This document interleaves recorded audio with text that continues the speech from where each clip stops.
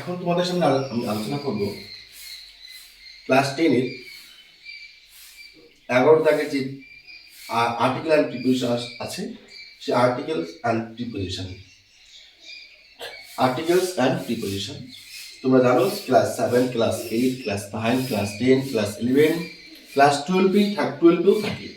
তা আমরা যখন শূন্যস্থানগুলি বসাবো, তাই একটু আমরা ভাবনা চিন্তা করে বা একটু পদ্ধতি অনুযায়ী বসাই, তাহলে দেখবো আমাদের কিছু প্র্যাকটিস করার পরে আমাদের কমন পড়ে যাবে। তাহলে কি বলছে, Arifa the younger the two girls, দুজন মেয়ের মধ্যে, আরিফা ছিল ছোট মেয়ে, দুজন মেয়ের মধ্যে শেষ কি আসলো এর বিভক্তি, তার জন্য এখানে কি আসলো অফ। ওকে, এরপর দেখো কি বলছে,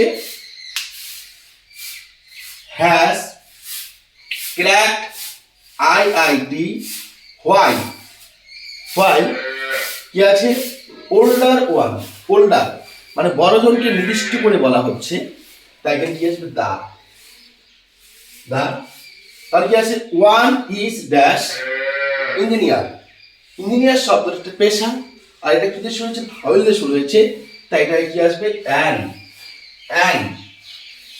কোথায় কাজ করছে, এ মাল্টি ন্যাশনাল কোম্পানির মধ্যে, এখানে কি আসবে ইন। তাহলে আমাদের এই আর্টিকেলস অ্যান্ড প্রিপোজিশনস কিন্তু বসে পড়লো। কেন হলো, কোন আর্টিকেল কোন প্রিপোজিশন কোথায় বসলো সেটা আমি তোমাদের বলে দিলাম। এরকম ভাবে তোমরা প্র্যাকটিস করতে থাকো, দেখবে তোমরা অবশ্যই বাকিগুলো করতে পারবে। মাধ্যমিক পরীক্ষায় ক্লাস 9, 11, 12 প্রতিটি পরীক্ষা তোমরা নম্বরটা পাবে।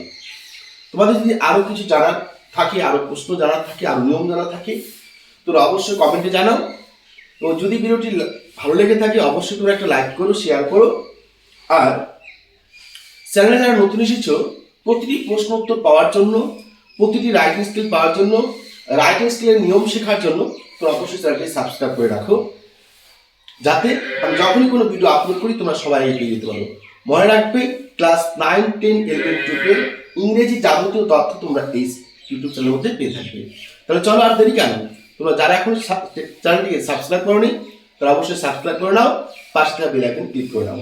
তাহলে এখনকার মতে তোমাদের থেকে বিদায় নিচ্ছি, দেখা হচ্ছে আবার পরবর্তী ক্লাস নিয়ে খুব তাড়াতাড়ি।